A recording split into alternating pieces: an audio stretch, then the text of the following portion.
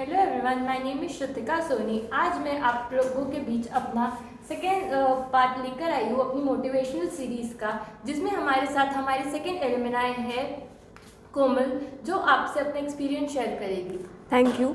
Myself Komal Bharat Jain. I am from Nagpur and I am studying in Indira Gandhi Government Medical College.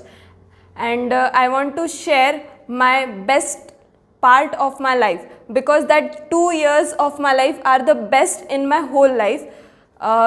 That 2 years, I don't think कि मैंने इससे ज़्यादा ups and downs और कुछ interesting भी, पर ऐसा कुछ अलग सा कभी मैंने एक्सपीरियंस नहीं किया जो मैंने इन 2 सालों में किया।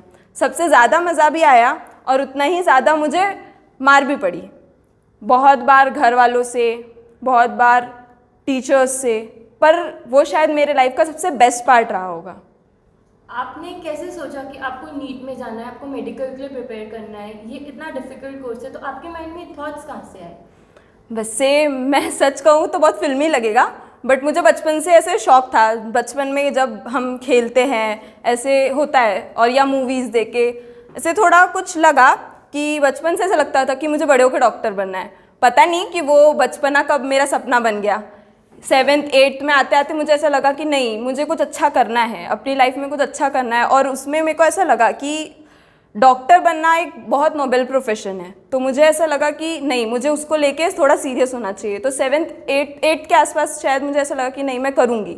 पर फिर ऐसा हो गया कि 10th में आए, अच्छे मार्क्स भी आए, तो और ज़्यादा मोटिवेशन फील हुआ कि हाँ, मैं कर सकती हूँ, मैं कुछ अच्छा कर सकती हूँ।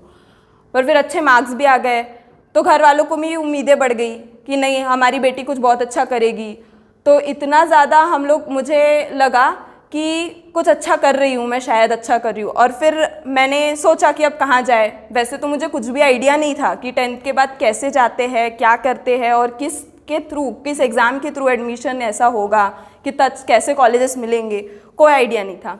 फिर मेरी फ्रेंड भी थी जिसे भी मेरे साथ, उसे भी वही आइडिया आया कि उसे भी डॉक्टर बनना है। तो हम दोनों ने साथ में बात की। फिर हमने सोचा कि क्लास, हमें पता चला कि क्लास ज्वाइन करनी पड़ेगी। फिर हमने देखा कि कहाँ जाए, कौन से ट्यूशन में जाए। हमने सर्च किया, हम बहुत सारे ट्यूशन्स में गए।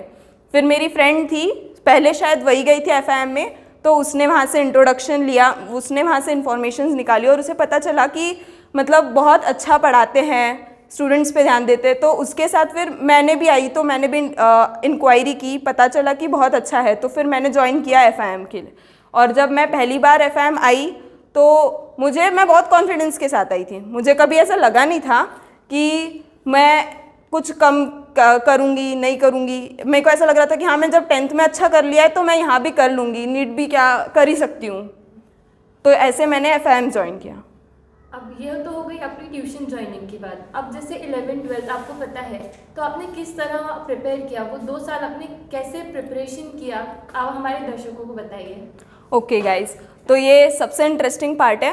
फर्स्ट डे जब मैं आई थी तो लाइन में लगे थे हम सारे बच्चे, 100-150 की भीड़ में लाइन में लगे। और जब फर्स्ट डे एंट्री हो रही थी तो सबके परसेंटेज लिखे हुए थे एक लिस्ट में। तो जब मार्क्स देख रहे तो पहले ऐसा लग रहा था कि हम बहुत बड़ा झंडा गाड़ के आए हैं, 93 परसेंटेज ला लिए तो बहुत बड़ा काम कर लिया हमने। पर जब वहाँ आके देखते तो इसके भी 90 के अबो, इसके 85 के अबो, XYZ सबके ही मार्क्स ज़्यादा दिख रहे। तो फिर लग रहा था कि नहीं, ठीक है, देखते हैं क्या होता है आगे। फिर फर्स्ट डे गए, फिर भी लग रहा था कि नहीं, कर लेंगे। जब 10th कर लिया है, इतने अच्छे मार्क्स ला लिए तो कर लेंगे। 10 दिन में अपनी औकात समझ में आ गई, क्योंकि जब हम वहाँ गए इतने सारे लोग, और सबके सब अच्छे। ऐसा नहीं होता है कि सिर्फ तुम अच्छे हो क्योंकि तुमने अच्छे मार्क्स ला लिए, पर वहाँ जाके पता चलता है। और फिर वहाँ जब टीचर्स पढ़ाने आते हैं, नया ही कुछ होता है। हम पढ़ के आए, 10th में सिर्फ एक सब्जेक्ट होता है साइंस, और यहाँ होते हैं उसी साइंस के 3 पार्ट। और जब 3 पार्ट में 3 अलग अलग चीज़ें चल रही है, उसमें भी किसी इसमें कुछ अलग पढ़ा रहे हैं। जैसे हम देख ले कि फिज़िक्स पूरा फिजिकल एकदम अलग चलता है, बायो में पूरा रटना है, वहाँ अलग कहानी चल रही है, केमिस्ट्री में अलग ही कहानी चल रही है। 3 चीज़ें अलग अलग चल रही है 10 दिन में। तो मतलब ऐसे लग रहा था कि पता नहीं कहाँ से कहाँ आ गए, कुछ समझ में नहीं आ रहा था। फिर धीरे धीरे ऐसे ठीक है, हम कर रहे हैं। और इवन ऐसा होता है कि रिलेटिव्स होते हैं जो बोलते हैं, अच्छा तुम्हारी बेटी डॉक्टर बन रही है क्या? अच्छा, इतना आसान नहीं है, सबसे थोड़ी हो पाता है। तो अब वो सुन सुन के और डर लगता है। ऊपर से ऐसा होता है कि जब हम स्टार्टिंग में ज्वाइन करते तो हमें थोड़ी कोई आइडिया होता है कि कितने घंटे पढ़ना है, कितने टाइम पढ़ना है। तो बचपन से जैसे पढ़े वैसे ही पढ़ते थे, क्लास जा रहे हैं, क्लास कर रहे हैं, घर आ रहे हैं, होमवर्क कर लिया, बस हो गया। उसको रिवाइज करना या पढ़ना ये सब तो शायद पता ही नहीं था कि ऐसा सब करना पड़ेगा और इतने टाइम तक याद रखना पड़ेगा। तो पहले पहले तो ऐसा लगा, और फिर लोगों से सुन रहे कि 8-8 घंटे पढ़ना पड़ता है, 16-16 घंटे पढ़ना। हम तो कुछ कर ही नहीं रहे, ऐसा लगता था कि सिर्फ घर जा रहे, होमवर्क कर रहे। और फिर बाद में जब पहली टेस्ट हुई तब सबसे बड़ा झटका लगा था, क्योंकि आप उन 150 बच्चों के रैंक में जब आपका रैंक 20 के भी बाहर आता है तब पता चलता है कि हम कहाँ स्टैंड करते हैं। हम शायद कहीं है ही नहीं। हाँ, हमें पता ही नहीं चलता कि अच्छा, हम ये सोच के आए थे कि हम बहुत बड़ा झंडा गाड़ के आए, और यहाँ के जब देखते हैं कि हम टॉप 20 में भी नहीं है तो ऐसा लगता है कि पता नहीं क्या रहे हैं हम, और कुछ समझ भी नहीं आता उस टाइम पे कि कैसे करना है। फिर जब पहली बार पहली टेस्ट हुई उसके बाद रियलाइज़ हुआ कि नहीं, कुछ करना है, कुछ पढ़ना पड़ेगा। फिर जब घर जाके, वैसे एक चीज़ हमेशा हमें सर ने, मतलब जब मैं FIM में आई तो सर मैम ये चीज़ ज़रूर बोलते थे कि जाके होमवर्क ज़रूर करो, कुछ करो ना करो, घर जाके होमवर्क बराबर करो। तो ये चीज़ मैंने फॉलो भी की, तो वो शायद मेरे लिए बहुत अच्छा रहा, क्योंकि मैं, ऐसा हुआ कि मैंने जाके होमवर्क किया तो मेरी प्रैक्टिस हुई, जिससे मुझे चीज़ें याद होने लगी। ऐसा नहीं कि मतलब मुझे ऐसा लग रहा था कि मुझे नहीं आ रहा है, पर जब मैं बाद में उसको पढ़ रही हूँ तो मुझे लग रहा है कि हाँ मुझे आ रहा है, तो वो चीज़ मेरे लिए अच्छी रही। तो उस टाइम से मैंने वो फर्स्ट टेस्ट के बाद सेकेंड टेस्ट जब होने वाली थी हमारी, उससे पहले मैंने थोड़ा बहुत जैसे पढ़ना शुरू किया, तो उससे मेरे को रियलाइज़ होने लगा नहीं कि अगर मैं सर लोग की बात सुनूं और घर जाके होमवर्क करूं, रिवाइज़ करूं, तो शायद मैं कर सकती हूँ, इम्प्रूवमेंट ला सकती हूँ अपने आप में। और वैसे ही हुआ, 2-3 टेस्ट हुई, फिर धीरे धीरे टॉप 10 के अंदर नाम आना शुरू हुआ, तो थोड़ा कॉन्फिडेंस बूस्टअप होने लगा। फिर जैसे जैसे कॉन्फिडेंस आने लगा, दिवाली तक का टाइम होगा आई गेस, मैंने जब ज्वाइन किया उसके बाद दिवाली तक के टाइम में 11th में थोड़ा कॉन्फिडेंस आने लग गया कि हाँ अच्छा करे। और वहीं दूसरा झटका आता है जब जनवरी से 12th शुरू हुआ। 12th शुरू जहाँ होता है, क्योंकि 11th तब तक ऐसा होता है कि इतना सारा 11th जमा हो गया, फिर आ जाता है 12th। उसके बाद में जब हम 11th पढ़ रहे हैं और जब पूरी कंबाइन टेस्ट होती है, पार्ट्स में टेस्ट में तो मार्क्स आ जा रहे थे, पर जब कंबाइन टेस्ट होती है तो 11th का पुराना तो याद ही नहीं है। हाँ, और स्टार्ट से रिवाइज करने का टाइम नहीं होता है। सुबह से क्लास, घर, फिर बाद में वहाँ पे स्टडी आवर्स में स्टडी करेंगे, घर जाएंगे होमवर्क करेंगे, तो इस सब में कहाँ टाइम ही नहीं मिल पाता था। ऐसा लगता है कि रिवाइज कब करेंगे, और जब ग्रुप में टेस्ट होती है तो पुराना तो याद नहीं आता था, बहुत सारी चीज़ें भूल जाते थे। फिर वो एक टाइम था जब मुझे लगा कि शायद मुझसे कुछ नहीं हो पाएगा, मुझसे नहीं हो पाएगा, बिकॉज ऐसा हुआ कि 12th जब शुरू हुआ, 12th स्टार्ट होने के बाद में इतना सारा 12th का पार्ट, उसके बाद में एक तरफ से कहीं और से ये भी आ रहा है कि बोर्ड्स की भी पढ़ाई स्टार्ट हो गई थी, साथ साथ में बोर्ड्स की टेस्ट भी होती थी, तो ये भी पढ़ना है, 12th का बोर्ड्स पढ़ना है, 12th का कॉम्पिटिटिव के लिए पढ़ना है। फिर जब कॉम्पिटिटिव की टेस्ट हो रही है, नीट की टेस्ट हो रही है, तो 11th जब कर रहे हैं रिवाइज, तो 1 या 2 चैप्टर रिवाइज होते थे ज़्यादा से ज़्यादा टाइम नहीं मिल पाता था। तो समझ ही नहीं आता था कि अभी मतलब मार्क्स तो जहाँ हमें 500 550 के ऊपर मार्क्स लाने चाहिए थे, वहाँ हमें 350 तक भी मार्क्स नहीं आ रहे थे। तो वहाँ तो ऐसा हो गया था कि मतलब समझ भी नहीं आ रहा था कि क्या करें, कैसे करें। फिर एक टाइम आ गया था, घर वाले भी बोलते ही है कि तुम्हारे मार्क्स नहीं आ रहे टेस्ट में, फिर टीचर्स से भी सुनने मिल रहा था कि मार्क्स क्यों नहीं आ रहे हैं, पढ़ नहीं रहे हो क्या तुम लोग, क्या कर रहे हो। फिर एक टाइम हुआ कि मुझे ऐसा लगा कि अब मुझसे नहीं हो पाएगा, शायद मैं अपना सपना छोड़ने के इसमें थी, कि जो सपना मैंने बचपन से देखा वो सपना मैं शायद छोड़ने पे थी।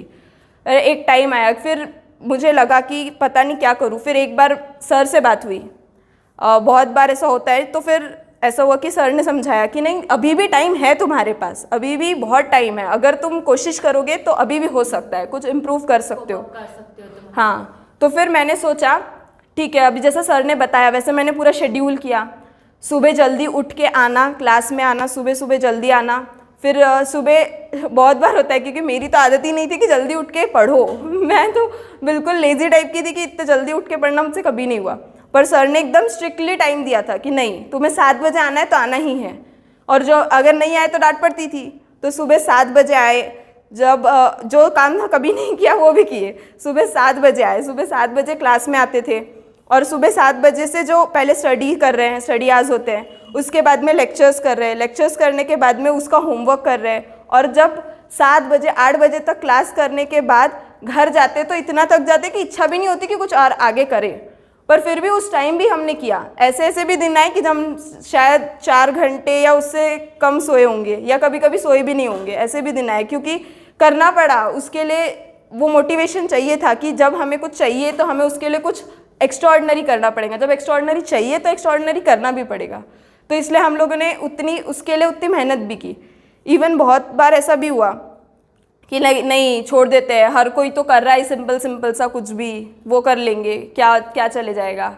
सब तो कोई सीए बन रहा था, कोई इंजीनियरिंग कर रहा है, बहुत चिल लाइफ चल रही है सबकी, और हमसे तो क्या पता नहीं, पढ़ ही रहे पूरा दिन, पढ़ रहे और पता नहीं रिजल्ट क्या आएगा ये भी नहीं पता था। जहाँ 1.5 लाख से ज़्यादा बच्चे अपीयर करते हैं, और उन 1.5 लाख बच्चों में और सीट्स मिलती कितनी सी होती है, सिर्फ कुछ हज़ारों में, कुछ 30-35 हज़ारों में सीट्स होती है। वहाँ तुम्हारा सिलेक्शन होगा कि नहीं होगा तुम्हें ये भी नहीं पता, और तुम किस फ्यूचर की तरफ जा रहे हो तुम्हें ये भी नहीं समझ में आ रहा है कि पता नहीं तुम उस डेस्टिनेशन तक पहुँचोगे भी या नहीं पहुँचोगे। Kind of thing. हाँ, तो एक डर सा भी होता है कि कैसे करें, क्या करें। बट और एक सबसे बड़ा झटका तो हमें तब लगा जब हमारी एग्ज़ाम थी मई में, लाइक 5th मई को हमारी MHCET थी, 1 मई को हमारी नीट की एग्ज़ाम थी, और 28 अप्रैल एग्जैक्टली आई रिमेंबर द 28 अप्रैल को हम लोग को न्यूज़ से ये पता चला कि एग्ज़ाम का जो क्राइटेरिया था एडमिशन का वो चेंज हो गया है। मतलब पहले जो नीट के MHCET के थ्रू होता था वो अब नीट के थ्रू होगा। मतलब एग्ज़ाम को सिर्फ 4 दिन बचे हैं, और 4 दिन पहले को ये बताएगा, हाँ वो हमारी एग्ज़ाम्स कंबाइन कर देंगे। जहाँ कोई बच्चा प्रिपेयर कर रहा था किसी एग्ज़ाम को लेके, और तुम 2 साल से हम प्रिपेयर कर रहे हैं जिस एग्ज़ाम के लिए, वहाँ 4 दिन पहले अगर कोई ये बोलेगा कि तुम्हारी एग्ज़ाम का पैटर्न और एडमिशन क्राइटेरिया ही चेंज हो गया, तो वो सबसे ज़्यादा एकदम ही ज़्यादा हिला देने वाली चीज़ हुई हमारे साथ, कि हम लोगों को खुद नहीं समझ में आ रहा था कि हम अभी 4 दिन में कोई क्या करे, कैसे करे। उस टाइम पे वो सबसे बड़ी चीज़ हुई हमारे साथ कि हम लोग पूरी तरीके से हल गए थे। पर फिर भी तब हम क्लास में ही थे जब ये चीज़ हुई, ये न्यूज़ आई, उस टाइम भी हम क्लास में ही थे। शायद 8 बजे थे, शाम के 8 बजे के आसपास का टाइम होगा, और हम क्लास में ही थे, हमारी टेस्ट हो रही थी। और तभी सर ने हम लोग को आके बताया कि ऐसा कुछ हुआ। पर उन्होंने ही हमें गाइड भी किया कि तुम लोग कुछ भी तरीके से खुद को डिस्टर्ब मत करो, जैसे तुम डीमोटिवेट मत करो, जैसे तुम प्रिपेयर कर रहे थे अभी भी वैसे ही प्रिपेयर करो, और आगे जाके भी वैसे ही करोगे। अगर तुम 4 दिन वो उस चीज़ के बारे में सोचो ही मत ना, जब होगा देखा जाएगा, तुम्हें एग्ज़ाम देनी है, अपना 100% देना है, बस वो सोच के हम लोग भी पढ़ते रहे। और एक और चीज़ मैं सब बच्चों से बोलना चाहूँगी कि तुम जहाँ भी हो, जिस भी इंस्टीट्यूट में हो, एक चीज़ अच्छे से फॉलो करो कि टेस्ट बहुत अच्छे से दो, और कोई भी एक चीज़ या एक नोट्स को ही फॉलो करो। मैंने शायद कुछ लोगों के सुनने से 11th के आसपास की बात है, जब मैंने ये चीज़ डिस्ट्रैक्ट हुई थी मैं, मतलब लोगों ने बोला कि इस नोट्स में ज़्यादा दिया है, उस नोट्स में ज़्यादा दिया है, ये ज़्यादा है, तो मुझे ये नहीं समझ में आ रहा था कि अच्छा अब मैं क्या करूँ। मैंने बुक्स भी ली, इवन दूसरी बुक्स ली, कुछ रेफर्ड बुक्स होती है वो भी ली, पढ़ना भी स्टार्ट किया। बट फिर ऐसा हो रहा था कि कितना पढ़ेगा ना इंसान, 1 बुक 2 बुक 3 बुक, समझ नहीं आ रहा, इतना कन्फ्यूजन क्रिएट हो जाता है, तो वो समझ नहीं आ रहा था कि कैसे करना। फिर तब मैंने सर से बात की कि सर क्लास में कुछ लोग ऐसा बोल रहे हैं कि ये बुक कर रहे हैं कि वो बुक, या कोई बाहर से बोल रहा है कि इसमें ज़्यादा दिया है, उसमें ज़्यादा दिया है। तो फिर सर ने बोला कि नहीं, कोई भी एक चीज़ फॉलो करो, जो भी पढ़ रहे हो उसे तुम बार बार पढ़ो। वही नहीं कि कभी यहाँ से पढ़ रहे हो वहाँ से पढ़ रहे हो तो तुम्हें कुछ भी याद नहीं होगा। तुम एक चीज़ पढ़ो, उसे 10 बार पढ़ो, तो एटलीस्ट तुम उस 10 बार पढ़े हो, उस भले ही उस चीज़ में अगर 100 नहीं है, अगर 80% भी है, तो तुम वो 80 में तो परफेक्ट हो। वैसे भी किसी से पूरे मेंटेन करना चाहिए। इवन 180 क्वेश्चन तो किसी से नहीं बनने, पर उसमें से अगर तुम लोग को जितना है 80% भी उसका भी तुम लोग अगर पढ़ के जा रहे हो तो तुमको वो 80 पूरे आने चाहिए। तो वो चीज़ मुझे भी बहुत सही लगी कि हाँ वो सही तो कह रहे थे, क्यों किसी की बात सुन के मैं भी डिस्ट्रैक्ट हुई, ऐसा मुझे लगा। तो उस टाइम पे मैंने ये चीज़ पूरी फॉलो की कि नोट्स, जो अपनी नोट्स होती है, क्लास नोट्स होती है, उसको बिल्कुल स्ट्रिक्टली फॉलो करना चाहिए। और multiple reads, specially for bio multiple reads. और अगर मैं बोलूँ फिज़िक्स और केमिस्ट्री में तो सबसे अच्छी चीज़ अगर प्रैक्टिस के लिए कुछ होगी तो वो है अपनी क्लास नोट्स। और स्पेशली मुझे लगता है कि कोई भी सब्जेक्टिव पार्ट जो होता है, जैसे हमारे एफएम की जो नोट्स अपनी हैं उसमें ऐसा होता है कि जो एक्सरसाइज 1 होती है जिसमें सब्जेक्टिव पार्ट होता है वो सबसे बेस्ट होता है, क्योंकि हर क्वेश्चन में कॉन्सेप्ट होता है, उस चैप्टर का कॉन्सेप्ट होता है। तो मैंने तो ये चीज़ रियलाइज़ की कि जब हमें अगर कोई चैप्टर रिवाइज करना है तो ऐसा नहीं कि फिजिक्स केमिस्ट्री की बुक खोल के बैठ ली, सर की नोट्स खोली और वो पढ़ ली, नहीं, पढ़ने से याद नहीं होगा, उसको सॉल्व करने से होगा। तो अगर हम नोट्स में जो क्वेश्चंस है जो क्लास में नोट्स में कराए हैं और जो एक्सरसाइज 1 है उतना भी सॉल्व कर लिए तो हम रिवाइज कर सकते हैं, वो सबसे बेस्ट है। क्योंकि फिजिक्स केमिस्ट्री रटने से या पढ़ने से याद कभी नहीं होगा। हाँ, बायो तो ज़रूर होगा, बायो को हमने जितने मल्टीपल रीड देने हैं उतने दे सकते हैं। और मैं अगर अपना पर्सनल एक्सपीरियंस बताऊँ तो मैं बायो में बहुत वीक थी। जैसे मैंने लिया तो नीट था, बट मेरे साथ ऐसा हुआ, बायो अच्छा था स्टार्टिंग में, पर जब वो सिलेबस बढ़ते गया 40 चैप्टर्स, 10 चैप्टर तक तो याद हो गए, फिर याद भी रहे, पर जब उसमें ऐड होते गए, जब 20 चैप्टर हो गए तो आगे के 10 की बहुत सारी चीज़ें भूल गए थे। तो जब वो चैप्टर्स बढ़ते जा रहे थे तो मैं पुराने भूलते जा रही थी। तो मेरे लिए ऐसा हो गया कि मैं बायो में मेरे साथ बहुत बार होता था ऐसा कि मैं पीछे का भूल जा रही थी, क्योंकि वहाँ रटना है, तुम्हें याद करना है बहुत सारी चीज़ें। तो जैसे कि और स्पेशली बायो में 11th में जो चैप्टर्स है किंगडम्स वगैरह, वो तो वैसे भी इतने याद करने वाले होते हैं कि हमें याद भी नहीं होते। प्लांट किंगडम, एनिमल किंगडम, वो तो इतने ज़्यादा गंदे कि वैसे ही याद नहीं होते, और तुम अगर उसे पढ़ो नहीं तो वैसे ही भूल जाओगे। तो मेरे साथ वो चीज़ें बहुत हुई। तो फिर मैंने जब सर से, बायो वाले सर से बात की तो उन्होंने बताया कि बायो ऐसे तुम एक बार पढ़ लोगे तुम्हें याद रह जाएगा, ऐसा नहीं होगा, तुम्हें मल्टीपल रीड्स करने हैं, बार बार उसे रिवाइज करना है। और एक और चीज़ मैं बहुत अच्छा मुझे लगता है कि वो सबके लिए अच्छा होगा, सारे बच्चों को बोलना चाहूँगी कि कभी भी, जैसे अगर अभी तुम रिवाइज कर रहे हो कोई भी चीज़, तो कभी भी शुरू करने से पहले, जैसे बायो के लिए बोल रही हूँ स्पेशली, अगर बायो की बुक तुम रिवाइज करना कोई भी चैप्टर शुरू करते हो तो ऐसे नहीं कि खोल के बैठ कर चैप्टर पढ़ना शुरू किए, पहले रिकलेक्ट करो कि तुम्हें कितना याद है, फिर तुम सोचो अच्छा मैं ये भूली हूँ तो मैं उसे हाईलाइट करके पहले पढ़ूँ। तो वो चीज़ कैसा रहेगा कि तुम लोगों को ये भी एनालाइज हो जाएगा कि तुम कितना याद रख पा रहे हो और तुम कितना भूल रहे हो। और वैसे ही अगर हम फिजिक्स में देखें क्वेश्चन सॉल्व कर रहे हैं, केमिस्ट्री में देखें क्वेश्चन सॉल्व कर रहे हैं, जो क्वेश्चन नहीं आया तो तुम्हें ये समझ में आया कि तुम ये कॉन्सेप्ट भूल चुके हो, तो नोट्स निकालो, देख लो एक बार और सॉल्व करके देख लो, याद हो जाएगा। वैसे ही ऐसे ही फॉलो करते जाओ। तो ये चीज़ मैं अपने पर्सनल एक्सपीरियंस से बता रही हूँ, क्योंकि मैंने अपने 2 साल के लाइफ में जो एक्सपीरियंस किया कि कैसे ये सब्जेक्ट्स में मैंने ओवरकम किया, बहुत सारी चीज़ें अच्छी की, इम्प्रूव की, वो ही बताना चाह रही थी बच्चों को कि उसको ऐसे करो तो ज़्यादा अच्छा रहेगा। अब जैसे आपने अपना हार्डवर्क बताया, अपनी प्रैक्टिस बताई, जैसे प्रैक्टिस मेक्स मैन परफेक्ट, तो अब इसी तरह से ऐसा होता है ना कि लास्ट फ्यू डेज, जैसे आप 45 डेज पहले प्रिपरेशन कैसे स्टार्ट किया आपने, क्योंकि होता है कुछ बच्चों को इतना सारा 2 साल का पढ़ना पड़ता है, तो जो लास्ट 45 डेज में है वो आप कैसे स्ट्रैटेजी प्लान किया, कैसे उस पर आपने अचीव किया? जब लास्ट शायद 1 मंथ होगा, मुझे एग्जैक्टली तो ध्यान नहीं, बट लास्ट की बात होगी, जब मिड मार्च की बात होगी और मई में एग्ज़ाम थी।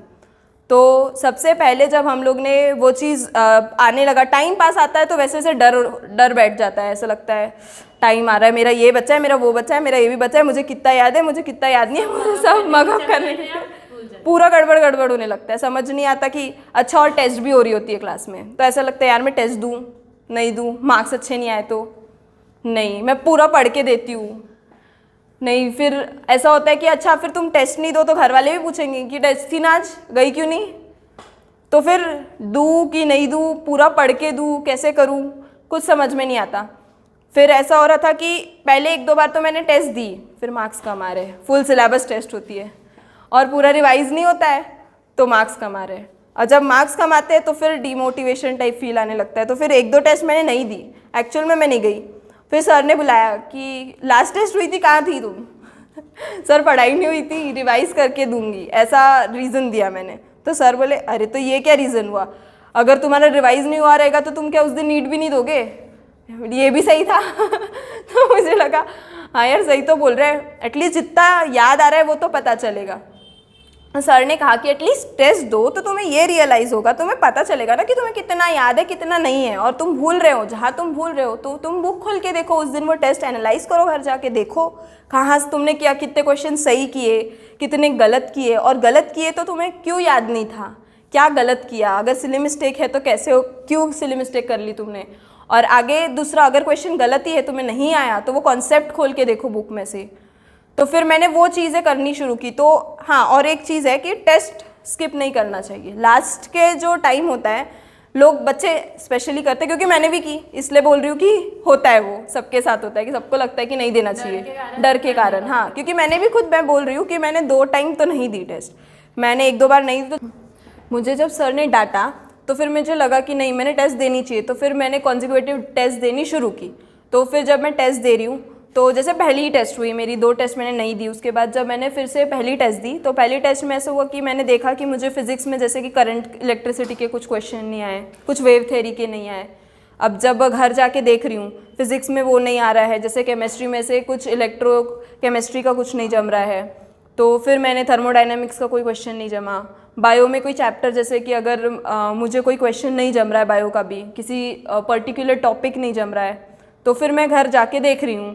घर पे जाके फिर मैंने खोल के देखा कि मेरे को क्या क्या नहीं आया। तो फिर मैंने घर पे जाके देखा कि मुझे अच्छा ये वाले चैप्टर का नहीं आया, वो चैप्टर का नहीं आया। तो जैसे मैंने बोला कि मेरे को इलेक्ट्रोमैग्नेटिक्स का कोई क्वेश्चन नहीं आया, तो फिर मैं इलेक्ट्रोमैग्नेटिक्स के वो जाके पहले उसकी एक्सरसाइज सॉल्व करती थी। पहले एक्सरसाइज 1 सॉल्व की, और एक्सरसाइज 1 जब सॉल्व कर रही हूँ तो उसमें मुझे फिर रियलाइज़ हुआ कि अच्छा मेरे को ये कॉन्सेप्ट नहीं याद है। तो फिर मैं उसे नोट्स खोल के देख रही हूँ, फिर उसे नोट्स में से देख रही हूँ कि अच्छा सर ने कैसे बताया था, उसे सॉल्व कैसे करते हैं। फिर मैंने उससे वो एक्सरसाइज सॉल्व की, और नेक्स्ट टाइम ये बराबर ध्यान रखती थी कि नेक्स्ट टेस्ट में मैं वो चैप्टर का कोई क्वेश्चन गलत ना करूँ, या फिर अगर कर रही हूँ तो कहाँ गलत कर रही हूँ।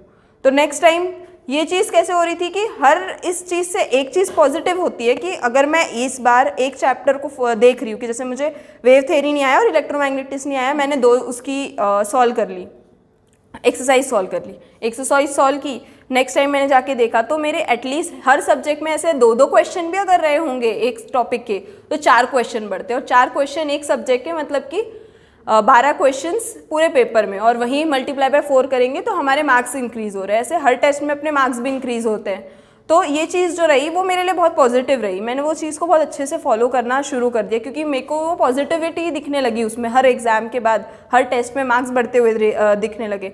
हाँ, कभी ये भी हुआ कि किसी टेस्ट में शायद थोड़े कम भी आ गए, तो उससे मैं डीमोटिवेट नहीं हुई, मैंने कोशिश करनी बंद नहीं की। मैंने सोचा कि अगर मैं इस बार नहीं तो नेक्स्ट टाइम ही सही, तो उसको वैसे फॉलो करते गई। हर बार हर टेस्ट के बाद ये चीज़ें मैंने एकदम कंटिन्यू फॉलो करती रही। और टेस्ट का एनालिसिस करना मेरे लिए शायद सबसे बेस्ट पार्ट रहा होगा, क्योंकि टेस्ट के एनालिसिस से मुझे ये पता चला कि मेरा वीक पॉइंट क्या है, कहाँ लैग कर रही हूँ मैं, तो मुझे क्या अच्छा करना है। और इन 45 डेज़ में मेरे पास ज़्यादा टाइम नहीं है ऐसा सोच के मैं छोड़ दूंगी, ऐसा तो नहीं कर सकती थी। तो एटलीस्ट मैंने एक एक्सरसाइज सॉल्व करने में शायद ज़्यादा टाइम नहीं लगता, 2 घंटे।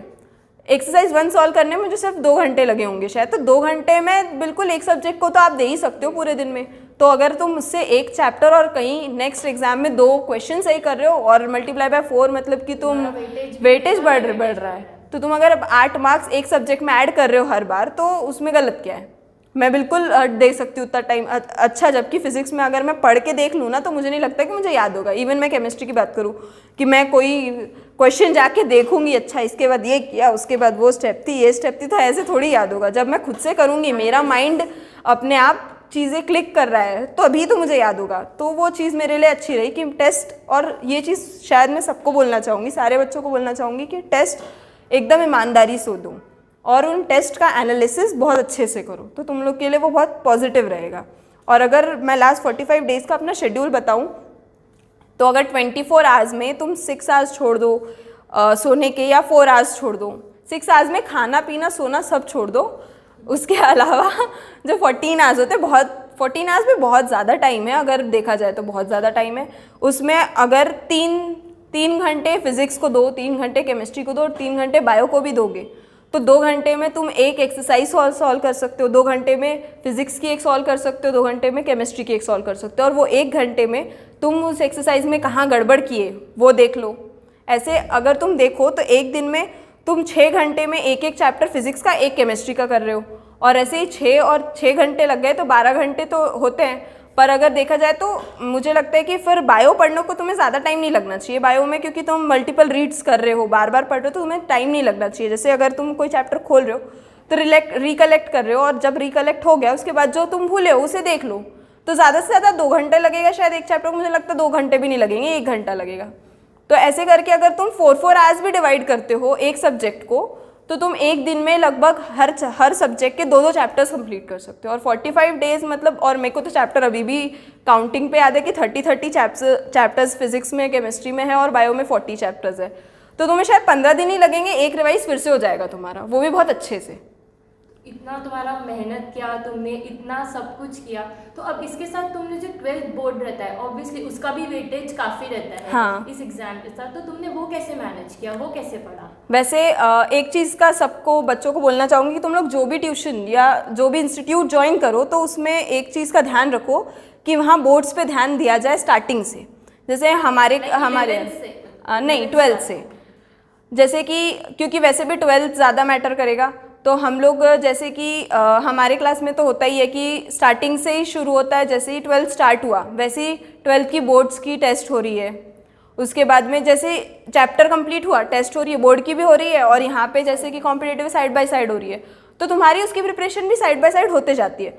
तो लास्ट तुम्हें ज़्यादा नहीं, जैसे अगर तुम्हारी मार्च में फेब के एंड में होती है एग्ज़ाम महाराष्ट्र में, तो हम जैसे कर रहे हैं 1 महीना पहले भी अगर हम रिवाइज़ करना शुरू करें और उन टाइम में हम बोर्ड्स को थोड़ा ज़्यादा टाइम दे देंगे एक लास्ट के 1 मंथ में, और पर कॉम्पिटिटिव ना छोड़े, क्योंकि ये सबसे बड़ी गलती होती है कि हम छोड़ देते हैं, क्योंकि वो सिंक जो अपनी चल रही है लाइन, हम जिस लिंक पे चल रहे हैं उसे नहीं तोड़ना चाहिए। मतलब तुम competitive and state board side by करो, हाँ बिल्कुल। स्टेट बोर्ड प्रिपेयर किया, तुम कॉम्पिटिटिव पे भी थोड़ा टाइम हाँ कंटिन्यू करेंगे, भले 1-1 घंटा तीनों सब्जेक्ट के लिए निकालो कॉम्पिटिटिव के, पर करते रहो, छोड़ना नहीं, क्योंकि ऑब्जेक्टिव की भी हमारी जो लिंक है वो रहनी चाहिए ना, वो स्पीड, वो टाइम, एग्जाम के वक्त टाइम मैच करने के लिए वगैरह वो तो होना चाहिए, इसलिए वो कभी छोड़ना नहीं, उसको कंटिन्यू करते रहो, साथ ज़्यादा टाइम मत निकालो और एग्ज़ाम के वक्त मत करो। पर एग्ज़ाम वो 1 महीने के उसके पहले टाइम में भी पूरा टाइम, मैक्सिमम टाइम हम बोर्ड्स को दें, पर उसको छोड़े नहीं, हम कॉम्पिटिटिव की भी प्रैक्टिस करते रहें। और 1 महीना ही लगेगा शायद फिर से रिवाइज़ करने में, क्योंकि अगर हमारी साइड बाय साइड टेस्ट हो ही रही है तो फिर उसमें हमें ज़्यादा प्रॉब्लम नहीं होनी चाहिए कि हमें रिवाइज़ करने में लग रहा है कि नहीं हमें कुछ याद नहीं। जब टेस्ट हुई है तो हमने पढ़ के दी है, तो हमें याद भी होगा, तो 1 महीने में हम रिवाइज़ कर सकते हैं। और मेरा खुद का पर्सनल एक्सपीरियंस है कि मैंने 1 महीने में रिवाइज़ किया है और मैंने मार्क्स भी अच्छे ला लिए थे, तो वो मैं ऐसा बोलना चाहूँगी। और सबसे ये बोलूँगी कि कोई भी टेस्ट स्किप ना करे, क्योंकि टेस्ट सबसे बेस्ट चीज़ होती है खुद को एनालाइज करने के लिए। हमने कितनी स्टडी की है, हमारी पढ़ाई कितनी हमें याद है, हम कितना भूल गए, वो हमें बहुत अच्छे से एनालाइज करने के लिए अच्छा रहेगा, पता चल जाएगा।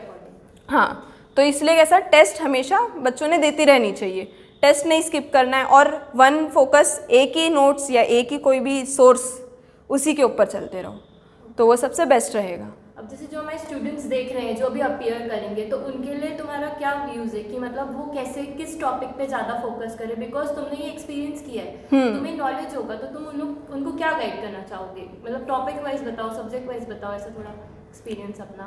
अभी जैसे मैं बोलूँगी कि फिज़िक्स में है, फिज़िक्स में अगर देखें तो इलेक्ट्रोस्टैटिक्स, मैग्नेटिज्म, करंट कुछ चैप्टर्स है जिसमें तुम अच्छा कर सकते हो, बहुत ज़्यादा मतलब हार्ड नहीं है, हाँ थोड़ा हार्ड है, क्योंकि शायद वो हर बायो वालों के लिए फ़िज़िक्स हार्ड ही होता है, और उसमें हम अगर देखें तो 12th के कुछ चैप्टर्स है तो ज़्यादा हार्ड लगते हैं, जैसे इलेक्ट्रोस्टैटिक्स, मैग्नेटिज्म, वो हमें थोड़े करंट, इलेक्ट्रिसिटी ज़्यादा हार्ड लगते हैं, तो उन पे फोकस करो, उसकी एक्सरसाइजेस सॉल्व करते रहो।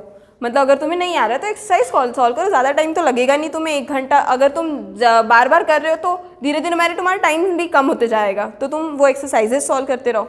और अगर हम केमिस्ट्री की बात करें तो केमिस्ट्री में भी 12th के कुछ चैप्टर्स है, हम इनऑर्गेनिक में भी कुछ भूल जाते हैं, जैसे SP ब्लॉक बहुत बड़ा है तो वो भूल जा रहे हैं, तो उसको देखते रहो, मतलब हम कहाँ भूल रहे हैं, कौन सी रिएक्शंस। ऑर्गेनिक में भी जैसे लास्ट के कुछ टॉपिक्स है जो हम भूल जाते हैं, स्टार्टिंग की रिएक्शंस तो हमें रिएक्शन मैकेनिज्म वो सब याद रहता है, पर बाद में जब जाके हैलोजेंस ये वो बड़े बड़े चैप्टर्स आने लगते हैं तो वहाँ हम थोड़ा बहुत भूलते हैं, रिएक्शंस भूल रहे हैं। तो लिख के रखो, एक 100 पेजेस की बुक बना के रखो, जहाँ तुम भूल रहे हो, जो चीज़ें तुम भूलते हो उसमें मेंशन करते रहो कि हाँ मैं ये भूल रही हूँ, तो एटलीस्ट तुम्हारी ऐसा होगा कि अगर कल तुम्हारी एग्जाम है तो तुम 2 दिन पहले वो 100 पेजेस की बुक देख लो कि हाँ मैं ये भूली थी, तो मैं एक बार देख लूँ कि हाँ मैं कल ना भूलूँ, कल मेरी एग्ज़ाम हो तो मैं वो ना भूलूँ, तो उस पर ध्यान रहे।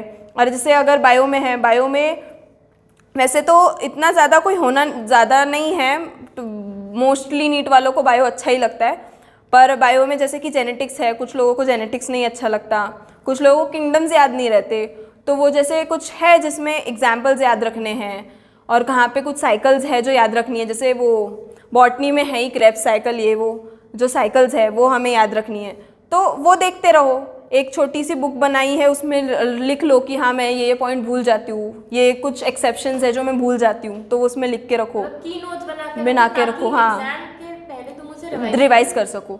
तो वो एटलीस्ट तुम जाने से पहले एक दिन पहले तुम 100 पेजेस की बुक में जो तुमने लिखे हैं तुम्हारे डाउट्स, तुम कहाँ भूले हो, वो तुम्हें याद रहेगा, तुम देख लोगे तो वो अच्छा रहेगा। वो इसलिए वो कैसा लिख के रखो। तो जैसे अगर मैं बोल रही हूँ फिजिक्स के लिए, केमिस्ट्री के लिए और बायो के लिए, ये जैसे कुछ टॉपिक्स मैंने बताए, उस पर अगर ज़्यादा फोकस करे बच्चे तो वो अच्छा हो जाएगा। इवन फिजिक्स में वेव थ्योरी भी है जो बहुत से बच्चों को नहीं समझ में आता और नहीं आता, ऑप्टिक्स स्पेशली बहुत बार लोगों को नहीं समझ में आता, स्पेशली बायो वाले, तो उस पर भी तुम एक्सरसाइज सॉल्व करो। तो एक्सरसाइज सॉल्व करते रहने से कैसा ज़्यादा से ज़्यादा, अगर तुम एक हार्ड क्वेश्चंस नहीं पर कुछ इजी तो तुमसे बनने लगेंगे, तो एक पेपर में क्या पता कहीं इजी आ जाए, तो तुमसे वो तो बन जाएगा। एक हाथ क्वेश्चन तो तुम छोड़ ही सकते हो, तो उसमें कैसा है कि तुम वो करते रहो एक्सरसाइज, जितना तुम प्रैक्टिस करोगे उतना तुम्हें याद होगा। और स्पेशली फिजिक्स केमिस्ट्री प्रैक्टिस के बिना तो याद होगा ही नहीं, फिजिक्स केमिस्ट्री तो मैं बोलूँगी प्रैक्टिस करते रहो, उतना ही तुम्हें याद होगा। और बायो के मल्टीपल रीड्स करो, रिकलेक्ट करने की कोशिश करो। इवन घूमते फिरते अगर तुम यहाँ से पैदल घर जा रहे हो या गाड़ी पे जा रहे हो, घर जा रहे हो, तो आज अच्छा मैंने ये चैप्टर रिवाइज करना है, मुझे कितना याद है, तुम गाड़ी पे याद कर लो। घर जाके तुम्हें बुक खोलने से पहले सोचना ना पड़े, या खाना खाते खाते भी सोच लो कि अच्छा इस चैप्टर में ये था, ये मुझे याद है और मैं क्या भूल गई, वो देख लो एक बार। ज़्यादा 15 मिनट लगेंगे तुम्हें उसे देखने में कि तुम क्या भूल गए हो। ऐसे करके तुम लोग अच्छा कर सकते हैं। मतलब आप तुमने पूरा जो अपना हार्ड वर्क किया, तुमने एट द एंड तुम्हारा गोल अचीव हुआ, तुम्हारे जो भी प्लान, तुम्हारे जो भी स्ट्रैटेजीज थे वो एट द एंड वर्क किए। थैंक यू कोमल, अपना इतना अच्छा एक्सपीरियंस हमारे सारे स्टूडेंट और व्यूअर्स के साथ शेयर करने के लिए। होप आपका एक्सपीरियंस इन सबके काम आए और ये अप्लाई करें अपनी लाइफ में, ताकि ये भी वो सारे गोल्स अचीव कर पाए जो तुमने किए हैं। इसी तरह हम अपना नेक्स्ट एपिसोड नए एलुमनाइज के साथ लाएंगे और नेक्स्ट 45 डेज आप लोगों के साथ जुड़े रहेंगे। Thank you for watching our video.